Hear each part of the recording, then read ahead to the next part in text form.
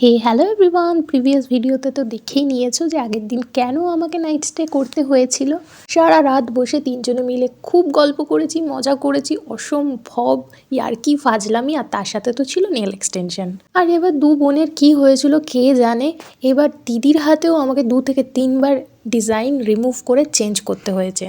তারপরে তো একটা টাইম পরে আমার ফ্রেন্ড আমাকে বসিয়ে দিয়ে নিজেই হাতে অস্ত্র নিয়ে নেমে পড়েছিল জেল পলিশ রিমুভিংয়ের জন্য, যে কিনা নিজে নেলসের ব্যাপারে এনও জানে না। ভাবো তোমরাই তাহলে একবার। সেদিনটা কিছুটা আমার কাছে যুদ্ধক্ষেত্রই মনে হচ্ছিল। মানে একদিকে অসম্ভব হাসানো চলছে, অসম্ভব লেভেলের গসিপস চলছে, তার সাথে চলছে নেল এক্সটেনশন। যতই যুদ্ধক্ষেত্র বলি যাই বলি না কেন, দিনটা কিন্তু খুব মজাই কেটেছিল আমাদের সবার। মাঝখানে তো এমন একটা সময় এসেছিল যে দিদি ঘুমে প্রায় ঢুলে পড়েই যাবে। অনেক কষ্ট করে দিদিকে জাগিয়ে রাখতে হয়েছিল। কিভাবে জাগিয়ে রেখেছিলাম সেটা আর নাইবা বললাম এখানে।